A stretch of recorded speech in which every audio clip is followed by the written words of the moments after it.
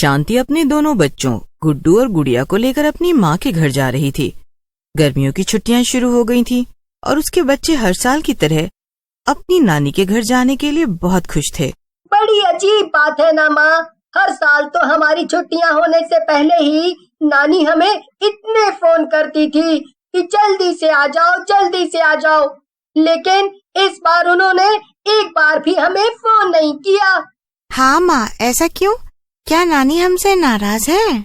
अरे नहीं नहीं बच्चों, ऐसा कुछ भी नहीं है। अभी हम लोग नानी के पास जाएंगे ना, तो वो हम सबको देखकर बहुत खुश हो जाएंगी।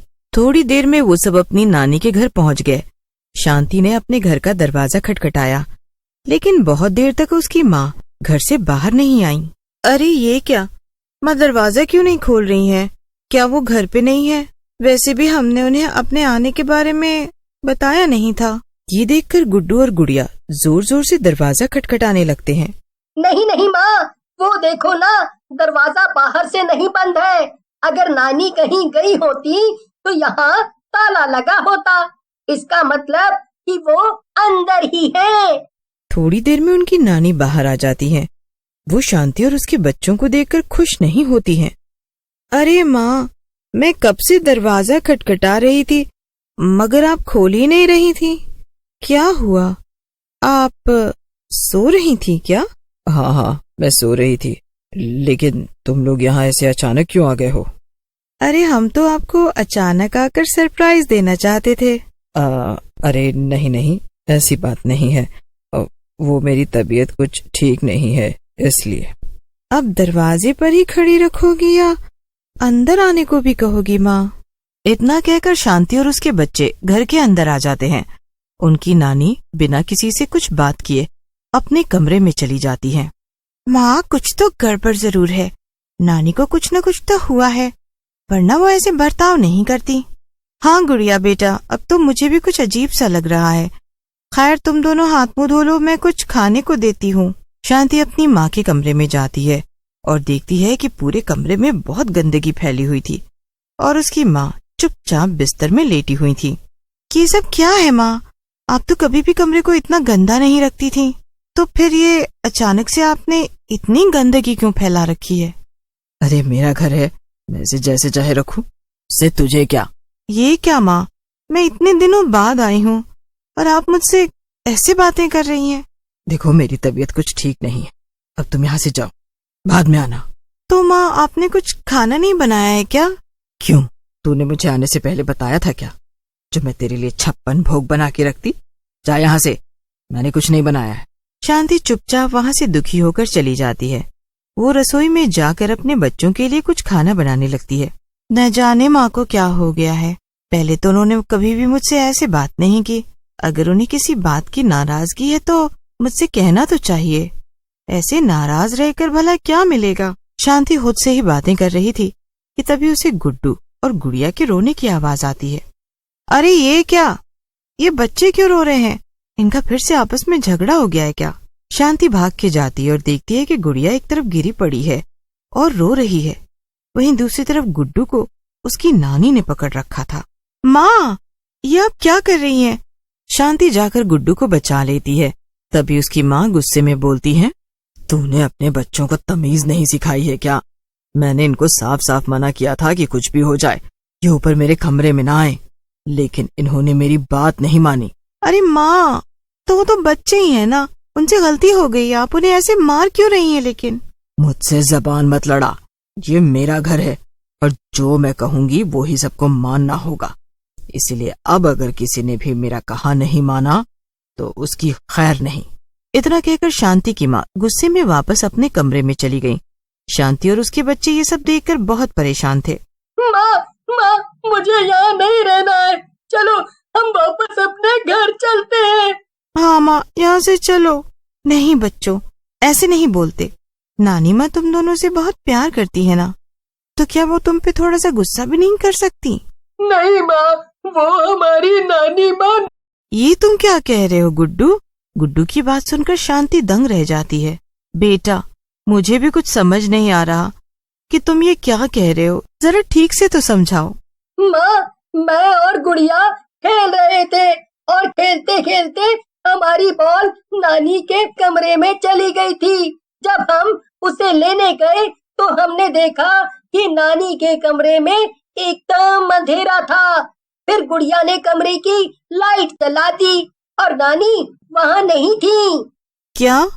तो फिर कहाँ थी? माँ, नानी की जगह कमरे में एक डरावनी सी चुड़ैल थी और वो छत की दीवार पर उल्टी लटक रही थी। क्या? हाँ माँ, और फिर हम दोनों वहाँ से चिल्लाकर भागे, लेकिन तभी कमरे से नानी बाहर आ गई और वो हमें मारने लगी। माँ, हमें पूरा यकीन है कि वो हमारी नानी नहीं है।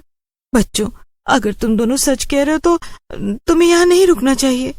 यहीं पास में तुम्हारी बरखा आंटी का घर है ना, मैं तुम दोनों को वहाँ छोड़ाती हूँ। फिर मैं बरखा आंटी के साथ यहाँ कर देखूंगी कि आखिर मामला क्या है। ठीक है माँ, लेकिन आप भी अपना ध्यान रखना। बरखा शांति के बचपन की दोस्त थी और वो उसके घर के पास में ही रहती थी। शांति बच्चों को बरखा के घर लेकर जाती है और उसे सब बता देती है। क्या बात कर रही हो शांति? अगर तुम्हारी माँ के अंदर सचमुच में कोई चुड़ैल घुस गई होगी तो हम क्या करेंगे? मुझे तो कुछ भी समझ नहीं आ रहा बरखा। अब मैं क्या करूं? कैसे बचाऊं माँ को? हमें जल्दी ही कुछ करना होगा, वरना वो चुड़ैल उन्हें छोड़ेगी नहीं।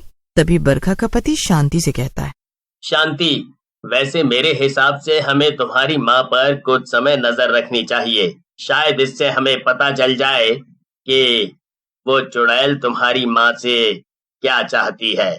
ऐसे हम वहाँ सीधे जाएंगे तो चुड़ैल हमें देख लेगी और हमें पता भी नहीं चल पाएगा कि वो क्या चाहती है। ठीक है, फिर चलो चलते हैं।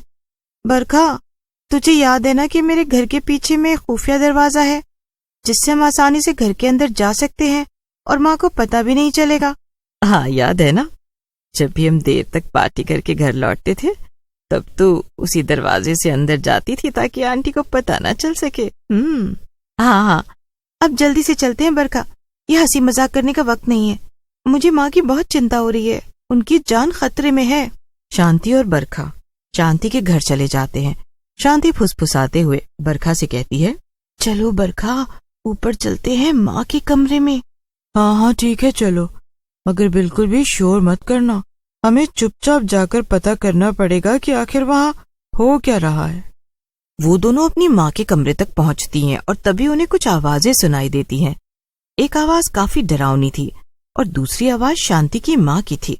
तुम्हें तो मेरा शरीर चाहिए था ना, तो ले लो, मगर तुम मेरे बच्चों को नहीं मार सकती। तुम बार बार उन्हें क्यों नुकसान पहुंचा रही हो? आखिर ये करके तुम्हें क्या मिल रहा है? नहीं, अब तो मैं उन्हें भी मारूंगी। वैसे भी एक बार मुझे तेरा शरीर मिल जाए फिर मैं बहुत ज्यादा ताकतवर हो जाऊंगी। बस आज रात तक का इंतजार है। आज रात को ही मेरी मौत हुई थी। अगर आज रात को ठीक उसी समय मैं तुझे मार दूं और तेरा शरीर ले लूं, फिर मुझसे ज्यादा ताकतवर और कोई चुड़ैल नहीं होगी। जैसे ही शांति ये सुनती है वो दरवाजा खोलकर अंदर पहुंच जाती है और अपनी माँ को रोक लेती है। नहीं माँ, तुम खुद को नहीं मार सकती। हम मिलकर इस चुड़ैल से लड़ेंगे, लेकिन तुम खुद को कुछ मत करना। तू और मुझसे लड़ेगी? तेरे जैसे इंसानों को तो मैं एक पल में मसल सकती हूँ। चुड़ैल शांति को हवा में उड़ा देती है, लेकिन तभी पीछे से बरखा का पति आ जाता है। उसके हाथ में एक बड़ा सा डंडा था। वो उस डंडे के सहारे चुड़ैल को जोर जोर से मारने लगता है। थोड़ी ही देर में बरखा का पति चुड़ैल को इतना मारता है कि वो वहां से भाग जाती है। ऐसा करने से शांति और उसकी माँ उस चुड़ैल के चंगुल से आजाद हो जाती हैं। बरखा, अगर तुम और तुम्हारे पति आज नहीं होते तो आखिर मेरी माँ का क्या होता? मैं शायद उन्हें हमेशा हमेशा के लिए खो देती। और तो और ये चुड़ैल मुझे और मेरे बच्चों को भी मारना चाहती थी। तुम्हारा बहुत बहुत धन्यवाद बरखा। और सब कुछ पहले जैसा हो जाता है। गुड्डू और गुड़िया भी अपनी नानी से फिर से मिलकर बहुत खुश थे।